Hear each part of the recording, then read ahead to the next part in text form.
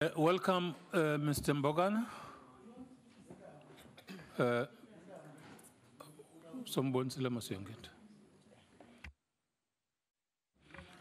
Good afternoon, sir.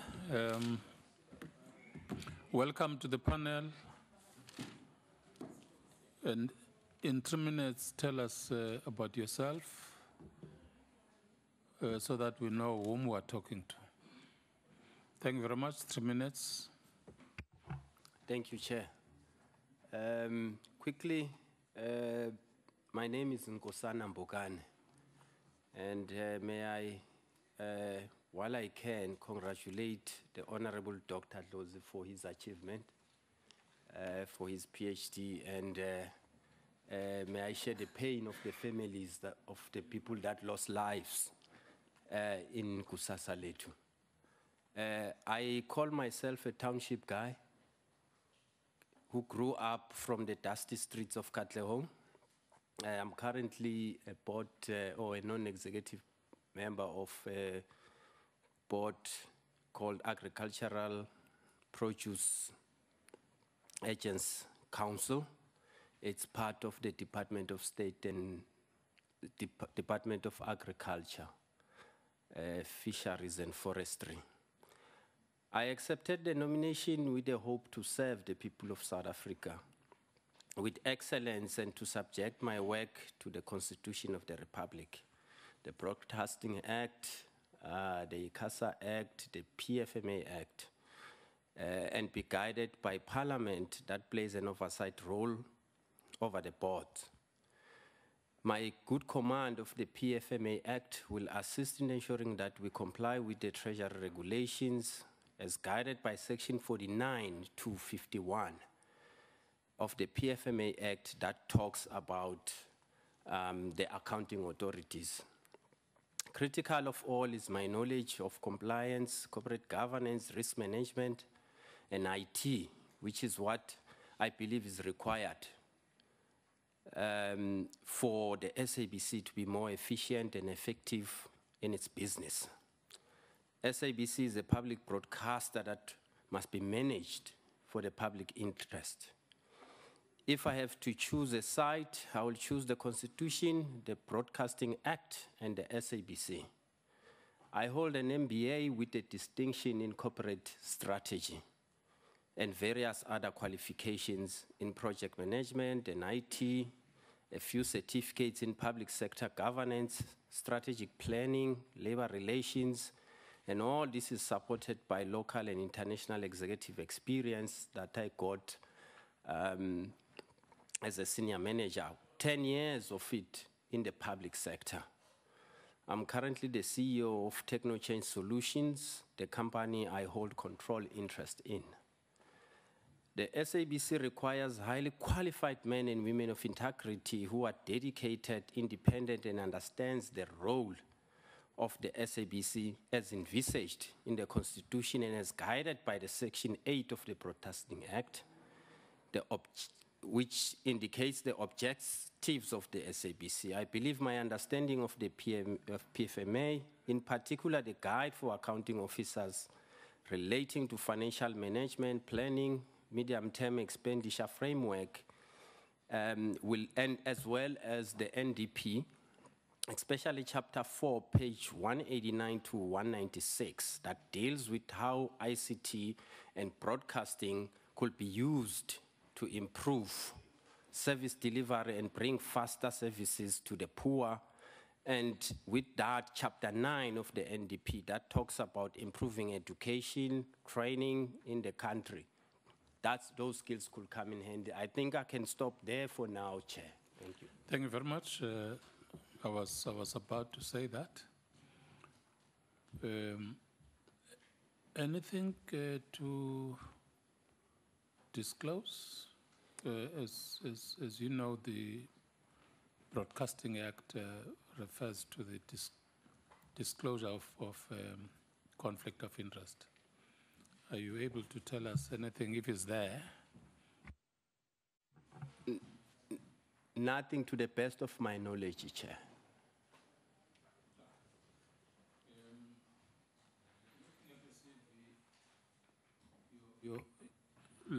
going through your CV, your language is Swati. My language, that's my home language, is Swati, Chair. And that language is either in Mpumalanga or in Swaziland. It's in Mpumalanga or Swaziland, yes. Thank you. Predominantly. Okay. Yes. Thank you very much. Honorable members, Swati. Honorable Tseti.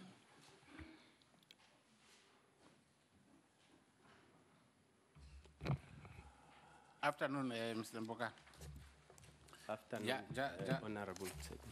Just upfront to indicate that we have 5 minutes to interact. So if you can be very brief as you respond, so that you are able to do justice to your responses.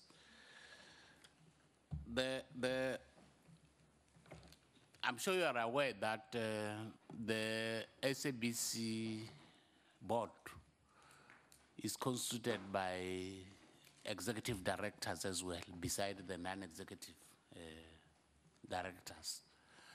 But there are those who are starting to suggest maybe we need to review the role of the executive directors.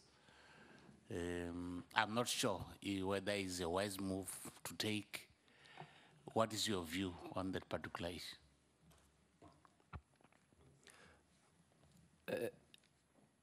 In as far as having executive directors having power to vote in the board, I will say that needs to be reviewed. You can't have executive directors coming with their proposal and voting for them, for those particular proposals. But other than that, the Broadcasting Act, the way it's structured, it's perfect.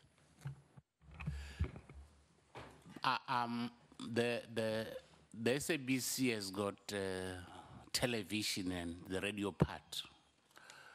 But seemingly the mindset of most of the people is that the SABC is about television.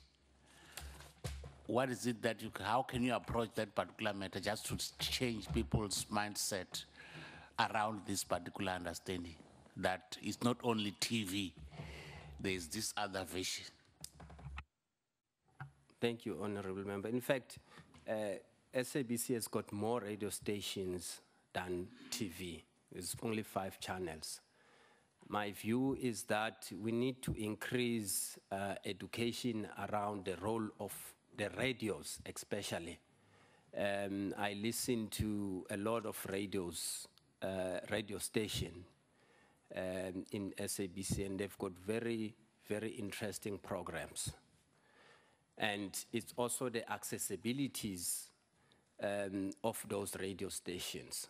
So if I'm appointed as the board, one of the tasks that will have to be done to address that is to make sure that we educate our people about the radio stations. If Mr. Mbokane is appointed as a Minister of Communications, the first meeting with the board, what are the 2 key things that you think you'll advise the board to look at? Very critical issues as of now, given the challenges that we are faced with in the SABC.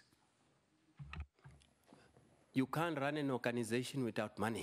So the first thing that I can advise the board on is for the board to relook at the funding model, but more especially the effective way in which we can collect revenue. SABC makes 77% from advertising, 18% from licensing, and the rest is government grants. So we need to play an important role there. The second one is we need to relook at the SABC values or the SABC strategy. It doesn't talk into what the SABC should be saying.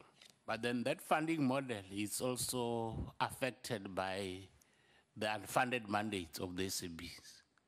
And I'm sure you are aware that there are some of these things that they're supposed to be doing, which are not necessarily provided for. How do you see yourself, if appointed a board member, dealing with this kind of a challenge, unfunded mandates? The there is a school of thought that says you can't have a public, a body that's running the public interest funded by advertisers, because then the advertisers will start to influence. I don't necessarily agree with that. I'm saying if we are able to be effective in the job that we do, if we are able to be effective in our work, we should be able to make enough money for ourselves as the SABC to do the work that we need to do. We should be able to create sustainable financial model for SABC to live for the next generations. Thank you very much, sir. Honorable Van Dam. Thanks, Chair, and thanks, Mr. Mbokane, for making yourself available. I see in your CV that you have a lot of experience in the IT sector. So one thing that we're looking out for is people who are going to bring innovative ideas about improving what the SABC does. So do you have any creative ideas about how to improve the SABC's business using the experience that you have in the IT sector? Thank you, Honorable Van Dam. Indeed, when I was preparing for this interview, I read a number of documents about the trends in broadcasting technology. And one of the things that comes out very, very highly is what is called mobile TV. We seem to understand that the primary device for watching TV is the normal TV, but that is changing. The device of choice is becoming the phone, and we need to create our content to be suitable to migrate to mobile TV. And we can even introduce subscriptions for making or generating income. But that is where we are going. People are going to stop buying TVs. And if our content is TV suitable, we have a big problem. I suppose a question that someone within the SABC would ask you is then, how does the SABC then collect license fees if a lot of people are watching the SABC on mobile devices? So should the SABC be charging TV license fees for cell phones, for tablets, for computers? I mentioned subscription-based. The young people want to watch specific program. Now, when we make subscription-based, you subscribe only for what you want to watch. Because if you're going to make my son, who's somewhere here, to subscribe for everything, and he only wants to watch young people's program, he's not going to subscribe. So the better model is we introduce a subscription model where you choose out of the menu what I want to pay for. And that's where technology is moving right now. You say to the argument that the SABC is a public broadcaster, it is partially publicly funded. Therefore, what it should be doing is delivering on its public education and entertainment mandates without charging the public because it already receives public funding. What do you say to that argument? I will say yes or no, because the no is we get 77% right now anyway out of the public or out of the tax. So there's an audience that advertisers are paying for. So we will need to look at that audience. But because we are serving in the public interest, we still need to educate our youth. We still need to have women's program, young people's program, educational program. So we need to find the proper balance if we want to be sustainable.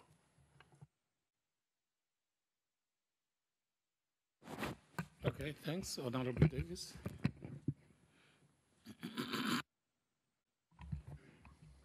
Thank you, Chair. Thank you very much for making yourself available. I'm over here. Hi.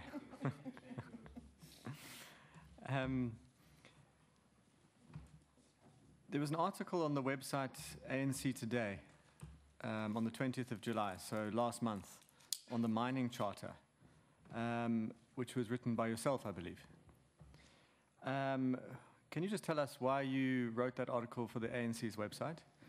And can you also tell us, in the article it says that you were a former ANC branch leader and a regional ANC Youth League leader. Are you still involved in politics? What is the extent of your involvement, and why was this not disclosed on your CV? Thanks. Honorable Davis, a friend of mine invited me to write. I write articles. If you look at my Facebook, you'll find long stories. So they invited me to write. But I think what needs to be clear is that I am a member of the ANC. And I get invited to participate in various ANC activities. But I'm a professional. I'm not a politician. What that means is I get involved when I'm invited at the professional level. So, and what I want to add just to that is that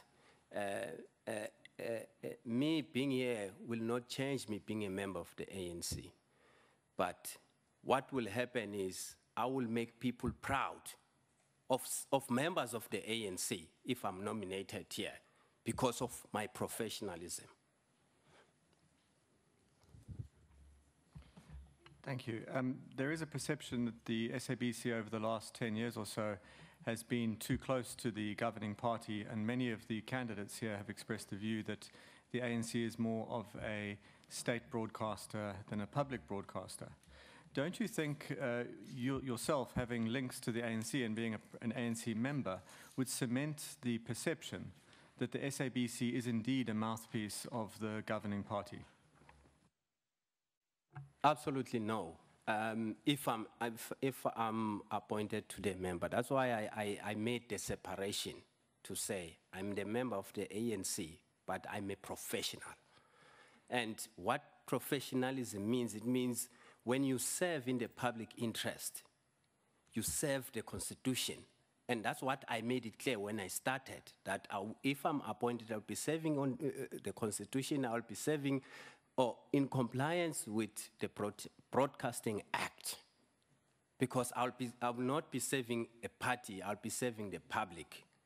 The Broadcasting Act states very clearly that the SABC is owned by South Africa. It does not say it's owned by the party. And therefore, whoever serves in the SABC must serve in the public interest. Thank you. Thank you. 3 former board members, Rachel Kaladas, Ronnie Lubisi, and Hope Zinde, were unlawfully removed from the board. Can you tell us exactly how their removal was unlawful? Thanks. I'm not adverse to exactly what happens, and I don't want to guess. But when I read the ad hoc committee report around the shenanigans that were happening at the SABC, it occurred to me, I might be misunderstanding, that their removal was against the spirit of the Broadcasting Act, and it was people being lawless. And that is the problem we have, is sometimes we select officials that will just become lawless. I'm finished, thanks, Chair. Thank you. Honorable Ndlozi. Can I come after 2 hands, Chair? Honorable Matisha. Thank you, sir. Good afternoon. To quote what we have just said, because I want us to look into that. You have just said, in quote, I am a professional. Okay? if you talk of a person who is a professional, for example, if I move out, there will be a teacher there in the street, okay? He is a professional. Or any other person who has been trained educationally in that kind of situation is a professional. But then now, if you talk about the public administration that engulfs what we are talking about, you must talk amongst other things, am I aging? A high standard of professional ethics,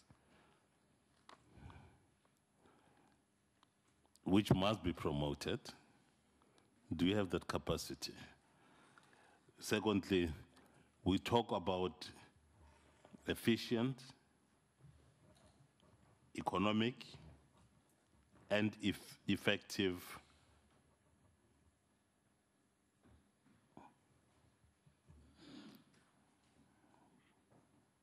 You've got that. You've got to have the capacity to handle that. You've got, again, to deal with a proper service to the department, to the area that you shall be serving, okay? Proper public administration. I raise all these things because we have had a problem in this SABC where some of these things have not been taken forward altogether. But then I must further emphasize the good HR management. Do you have that? Kindly respond to that, sir. As part of my MBA, I did human resource management, but I've been a manager, a senior manager for almost 20 years. And part of management is you have to manage HR, you have to manage finances, you know, you have to manage operations and you have to manage strategies. So that, don't worry about, I've got. You talked about ethics, high ethics. There's something I call ethical morality. Ethical morality is a situation where as an individual, you are put in a situation where you have to compromise something to get something. Someone who's got ethical morality, it's someone who's going to say, let me take a specific example. Someone says, Nkosana, I'll give you money for you to give me this. Okay. Someone who's got ethical morality, and I believe I have, and if you go into my background and you talk to people that are in my cycle, you will know. I stand for what is just, I stand for what is fair, and I stand what is going to benefit the poor.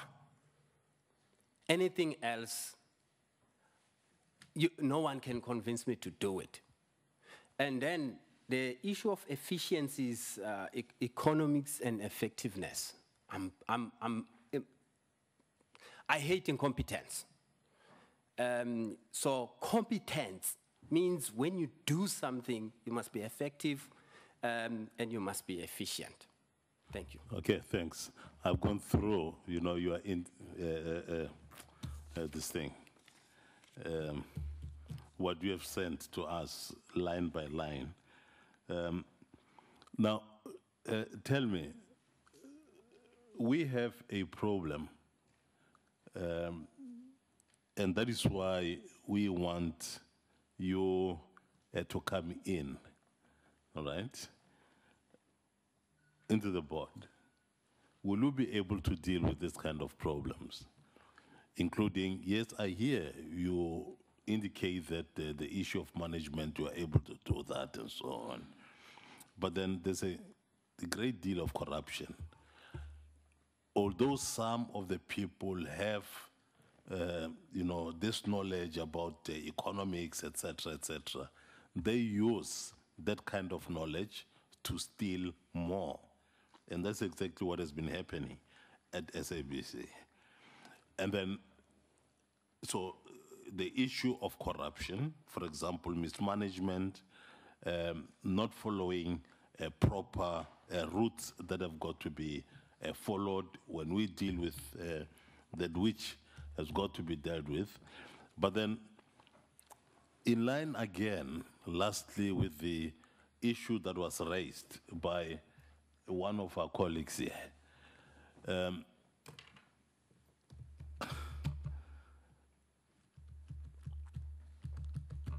we have the shareholder. Tomorrow, it may be a particular political party. Day after tomorrow, another political party. And the shareholder will be representing a government. All right?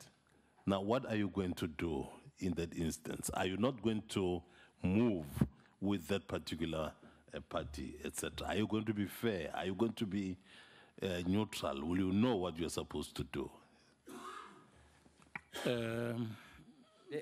No. Thank you very much, Honorable Matisha. Honorable Machaba. Okay, Honorable Talasha. Thank you, Honorable Chairperson. Good afternoon, sir.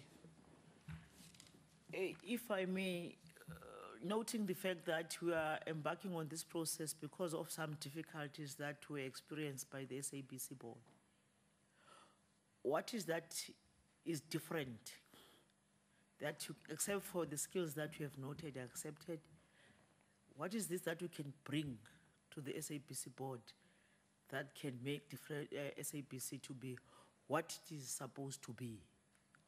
Just a specific input that you can bring that will make SABC to be what it is supposed to be. Secondly, Chairperson, what is your view on the funding models of the SABC? And also, what are other possible revenue streams for the SABC to be considered? Thanks, Chair.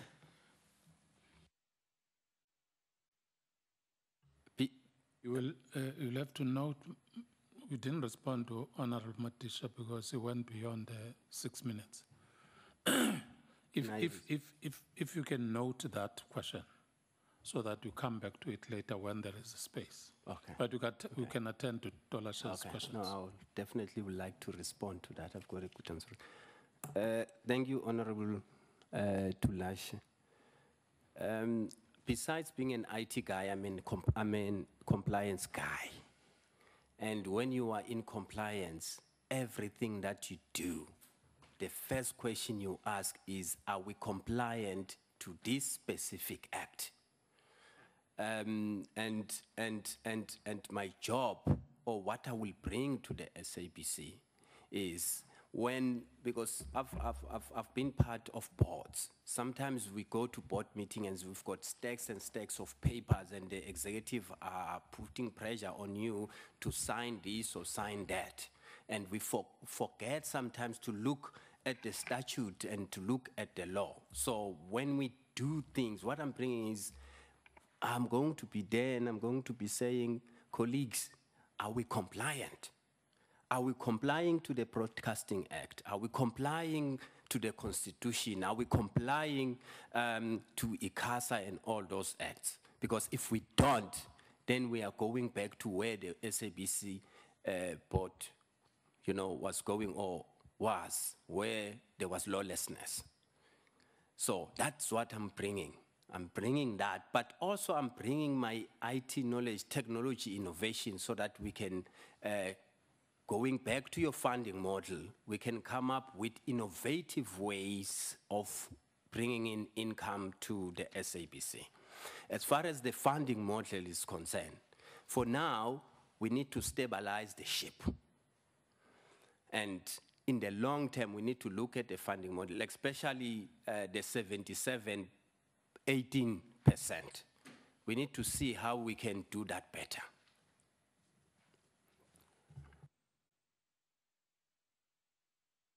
If I may, I want to know exactly what is this that this honorable gentleman can do, because we are coming from a particular history, if you can take that into consideration. What is this that you can do? Because all that you are saying is quite general for me, I'm sorry. But I need to hear from you, what is this? Because there was a board that in its 3rd year in office, it had to be dissolved. So I want you to be a little bit specific, sir, if you don't mind. Thank you. If something goes wrong, and we're starting to lose the plot, as a honest board members and as a law-abiding citizen, you need to first raise it with your colleagues, and that's what I'm going to do. If that doesn't work, the Broadcasting Act, the Constitution clearly states that the National Assembly is accountable for the board, with the shareholder or the minister representing the National Assembly in the matters of the board, and the National Assembly can even call the minister. So I will raise the issues with the board. If the board is not, agreeing or not doing anything, then the next port of call will be the National Assembly, where when we come and we represent things, I will raise my voice so that I'm clear and I'm heard that something is going on and something is going to crash. We are going over the cliff. And that's about what one can do. And if there is lawlessness that I've seen, I must go and report, even if it's members of my colleagues in the board. If someone has not done what the law says they must do, and I've done everything to highlight it, I must go and open the case at the police station to say, this person has violated section so and so of this specific act. Those are the things that I can do. Thank you. You can also attend to Honorable Matisha's question. And then after that, it will be Honorable Ndlozi. The issue was, the question was around corruption, if I get it correctly. You mentioned, what will I do if there is corruption? The PFMA Act, section 49 to 51, clearly states what are the roles of the board. And then somewhere further down the line, I think it's between 83 and 87, states the penalties that must be levied on the accounting authorities if they are derelict in their duties. And you don't only find that, the Companies Act, somewhere in section 77 or 76, also clearly states what must happen with people who are accounting authorities who are breaking the law. So I just could not understand when I'm sitting at home and looking at the shenanigans that were happening, I just couldn't understand why somebody couldn't go and say, you have broken this act and this act, we are opening a case against you. So when we need as South Africans to learn to apply our laws. We've got brilliant laws. Thank you very much. We're just not applying them. Thank you very much. Honorable Ndlozi. Thank you, Chair. So, have you worked for the ANC before? Have you worked for the ANC? Has the ANC employed you, gave you your salary before? No. Have you worked for government? Yes. Where? I worked at the PCB. You will see in my CV. PCB is what? PCB is Perishable Product Export Control Board. It's one of the state-owned entity Which department does it under the report to? Department of Agriculture, Forestry and Fisheries. Is that the only job you've had in government? No, I also worked for CETA, but that was long time ago. All right. Yeah. So why are you saying we must call Honorable Derek Hanekom about your CV? Because I regard him as my friend and as someone who could give me a good reference. Yeah, yeah. He can speak about you. Yes. What would he say? I've worked with Minister Derek. Okay. Do you know when so he was knows the SABC formed? 1923. Oh. And how was it structured under apartheid? Placing emphasis on the differences between that structure and the post-democratic structure. Well, post-apartheid structure. Well, in 1923, there was one channel. There was an Africans channel during those period. And then towards, I think, the... Okay, let me help you. I'm looking for your understanding of the differences between how a public broadcaster would be structured and how a state broadcaster would be structured. Yeah, but with this as an example, how it was structured under apartheid, unless you think under apartheid it was a public broadcaster, then you can withdraw. Okay, so what are the differences between the two structures? The state broadcaster, if I can be blunt, it's a propaganda machinery of the government. I want the structure. How does a state broadcaster get structured, which is fundamentally different to how a public broadcaster is? A state broadcaster it's structured by people. The management, in my opinion, a state broadcaster is structured by people who will be loyal to the state. A public broadcaster is structured by people who will represent the people, because it's in the public interest. Because earlier on you said the minister represents parliament. Did I hear you correctly?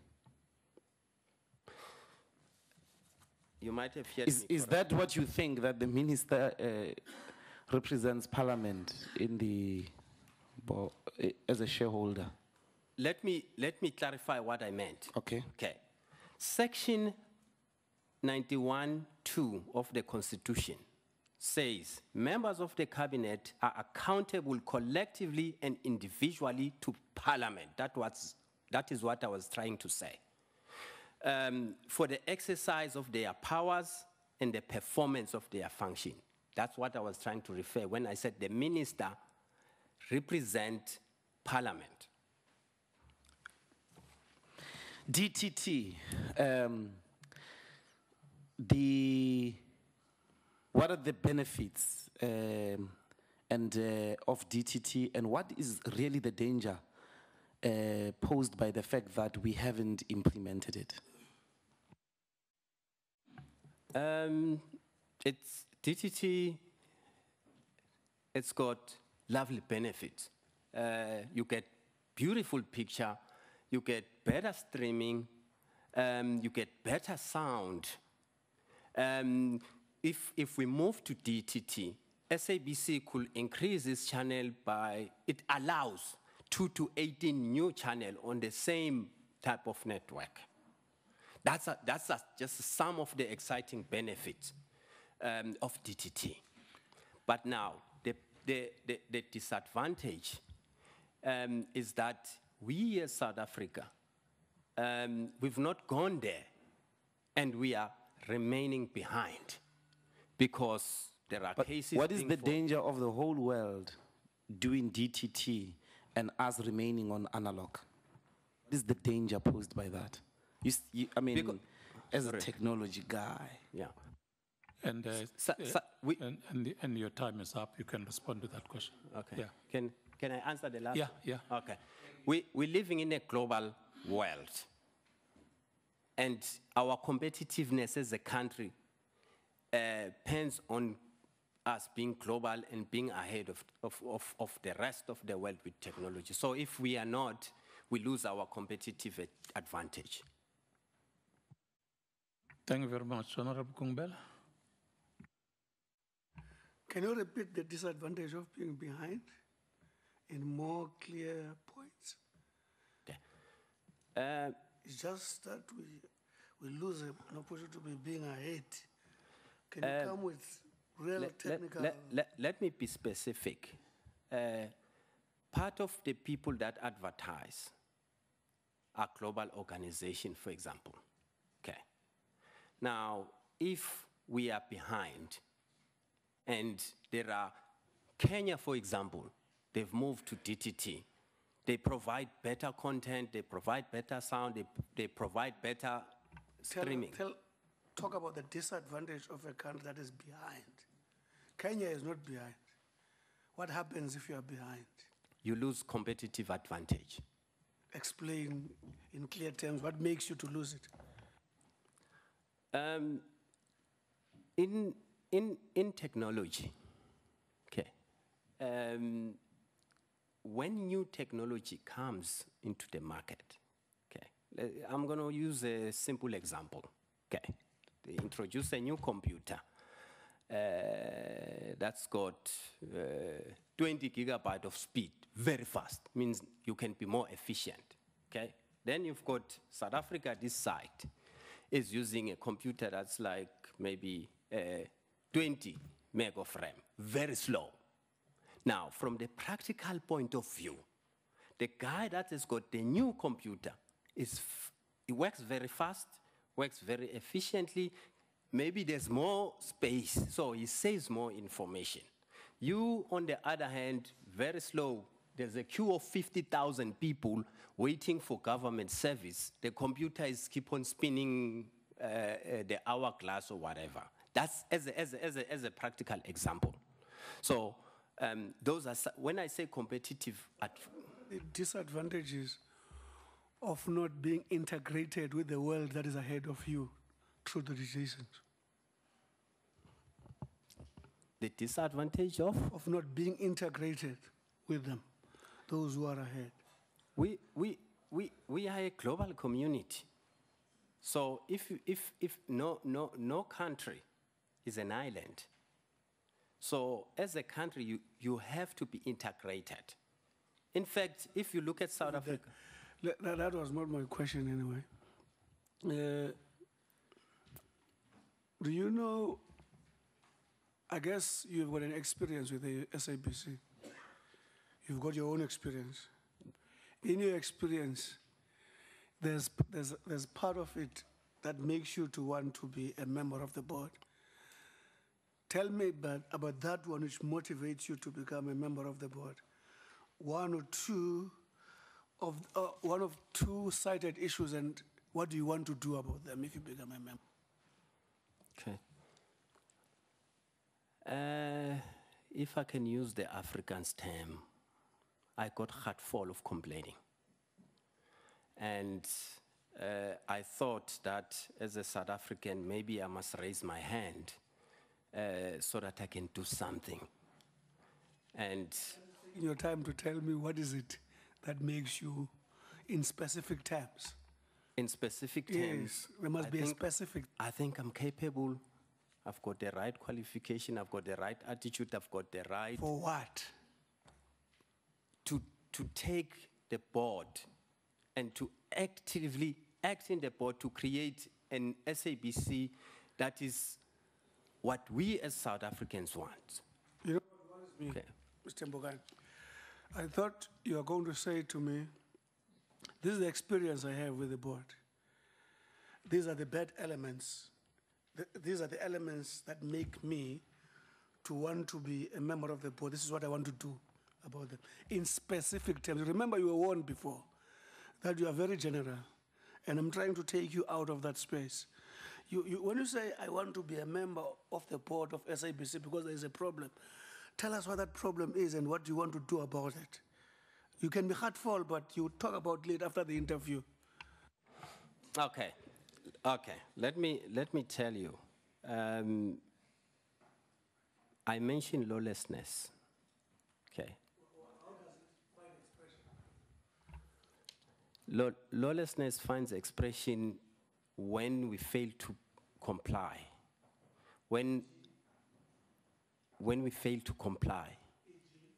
For example,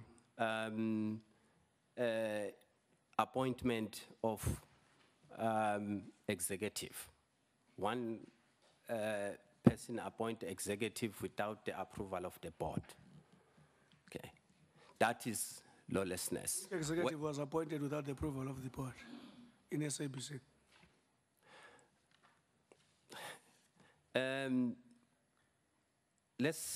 Let's take. Mention that you don't have to take anything. You said lawlessness. Yes. There's an example. Yeah. So just point to the example. Okay. Now, there's, you know, I don't want to go into this. So let me use a different example. Okay. SABC this financial year, I heard the counting of 5 billion, but I saw in the annual report 427 million. Saying something else. You are discussing something of illegal, irregular. No, wait a bit. You are discussing something else. Let me leave you there. My last point is, do you know anything about results-based management? What are the 2 key results you would contribute in advancing SABC forward? Definitely improving the revenue. That's the first one. Second one, improving the content. I still have a space.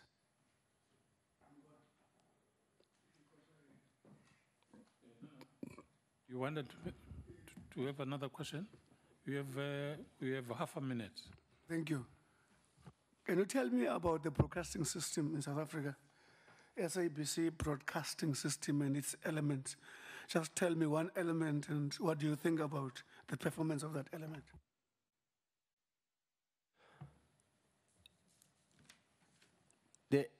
The broadcasting system is identified in the Broadcasting Act. Talks about informing, educating, and entertaining the public as part of its objectives, as part of its structure. Okay. It's you now, Honorable Kalako, and the last one. Afternoon, Mr. Mbokane. Afternoon. Look, I can see in your CV you are more stronger on IT, and other questions have been asked. But I want to go back to the very first question. You'll know where the SABC comes from and how many boards have been dissolved and what were the problems there until the last one. So you'll understand these questions when they are asked. And also the fear of that not repeating. You know that ANC itself has been in the forefront of dissolving those boards. When I say ANC, this committee here in Parliament. And you know that the Constitution of South Africa, in its stipulations, make that under ICASA Act, the SABC a public broadcaster.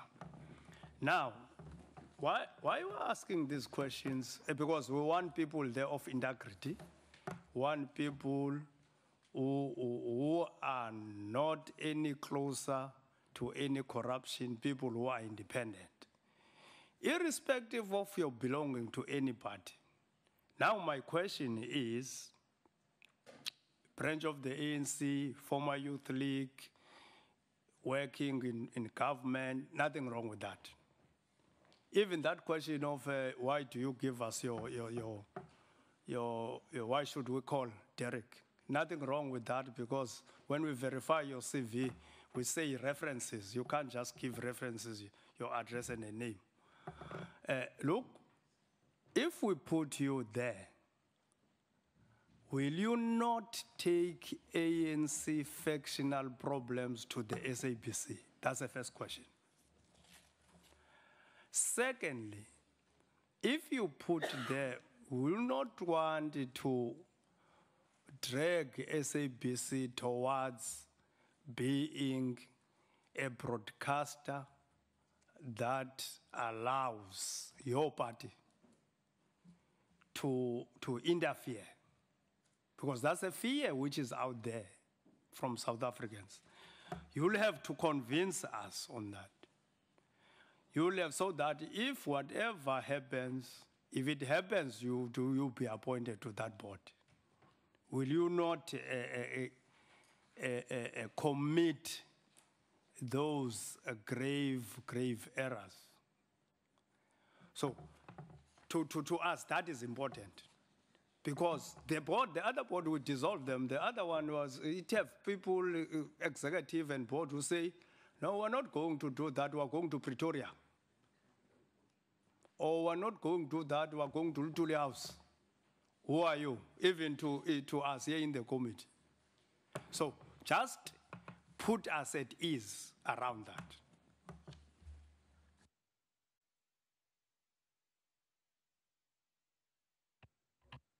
Sorry. ANC factional issues, absolutely no. I think I'm constantly going to emphasize the issue that I'm a professional in everything that I do. When I have work to do that requires my professional abilities, my skills, my qualification, I'm a professional. So, no ANC factional issues, I'll be a professional. In terms of interference, we guided, if I'm appointed, I'll be guided by the Constitution, which is clear about interference.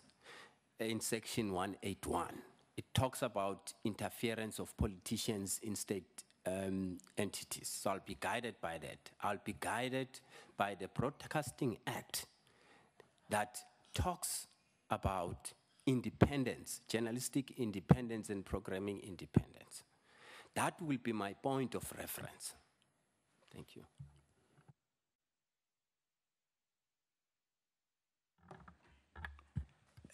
Having said that,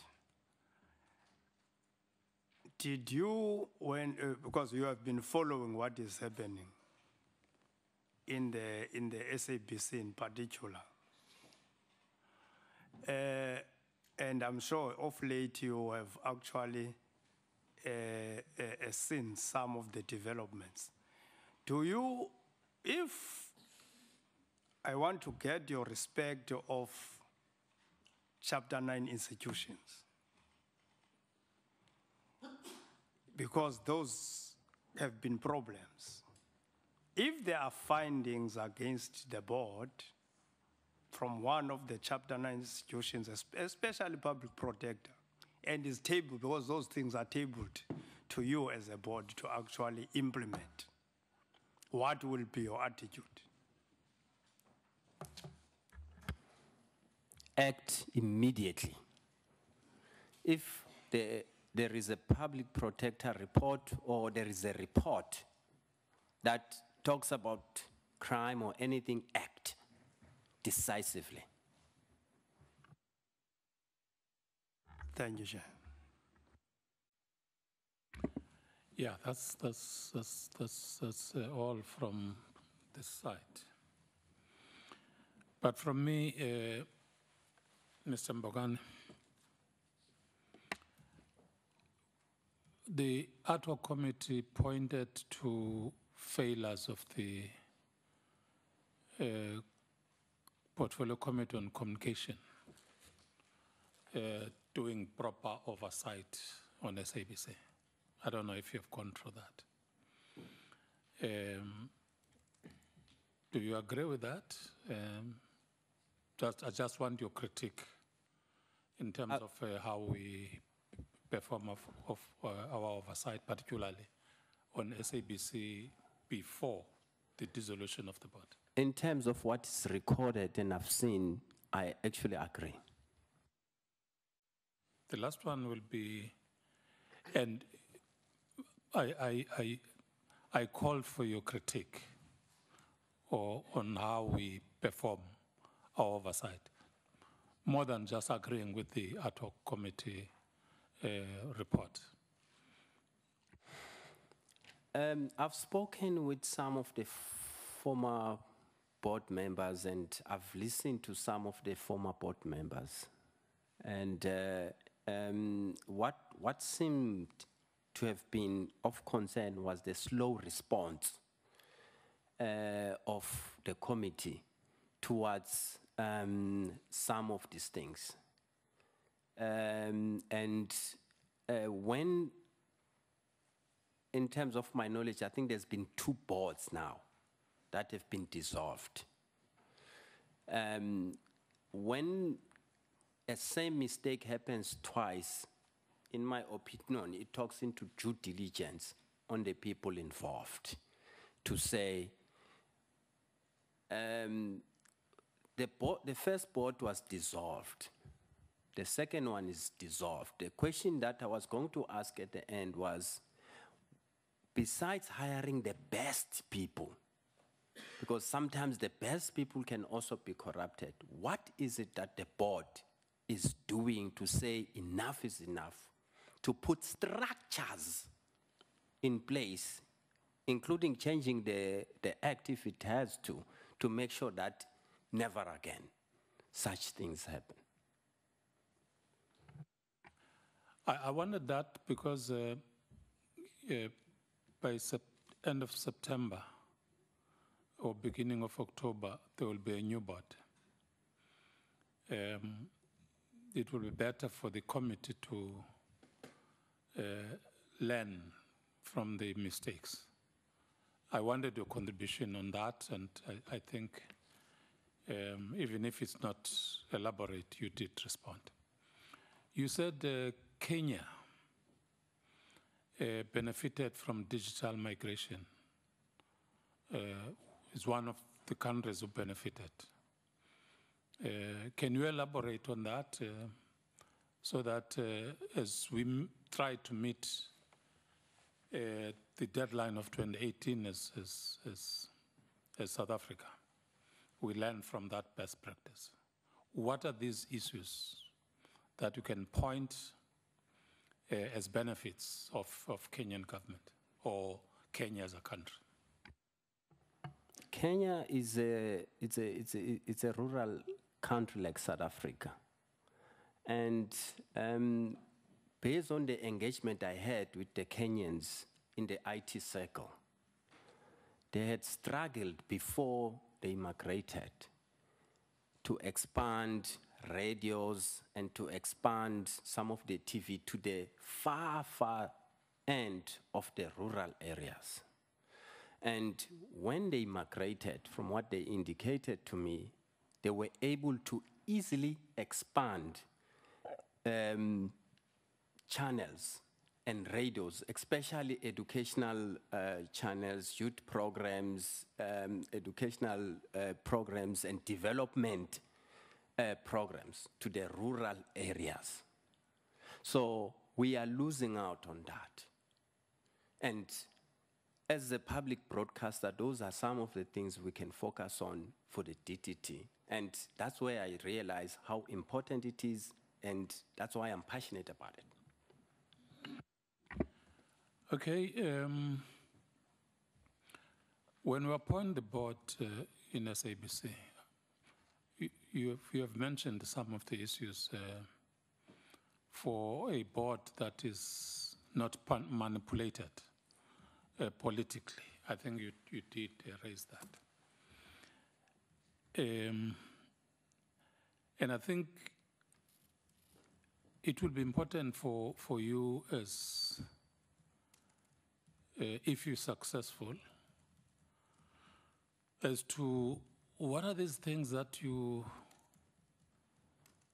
think the individual board members must do to ensure that political influence is not happening within the board. 12 members of the board individually may be influenced in this way or another. What do you think members of the board, the new board, must do when there are such instances? Here is the committee, here is Parliament, but the 12 members will be there to serve South Africans, not necessarily individual politicians. Chair, thank you. The biggest thing is emphasizing the training on compliance, and when I'm talking about compliance, I'm talking about regulations that govern the SABC.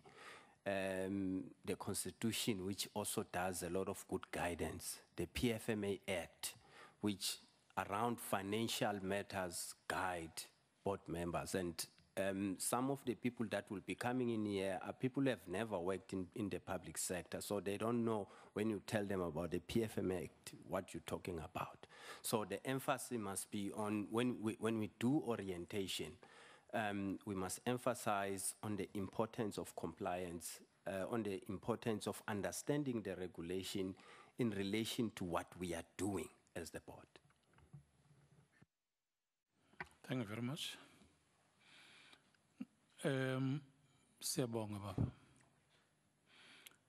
for your contribution, and maybe if there are questions that you want to pose to the panel, you are free to do so. Okay.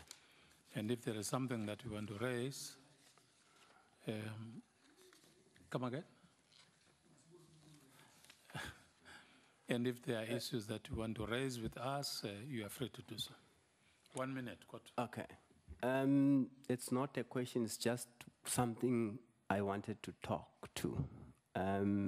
When I was listening to Mvuyo Mbogo and Lukanyo Kalata during the SABC inquiry, he said that he urges the committee to bring credibility to the SABC because he felt that credibility is one major asset of any newsroom. I want to say to him, if he's listening, that if I'm appointed, I'm not going to fail him and the SABC aide and other colleagues. And for me, this is for the future of our kids and the next generation to come, where failure is not an option. And if we dare fail, history will judge us harshly. And I'm not going to be part of those that are judged harshly by history. Thank you. Thank you very much, and go well. Can we have the next candidate? Is this one going out?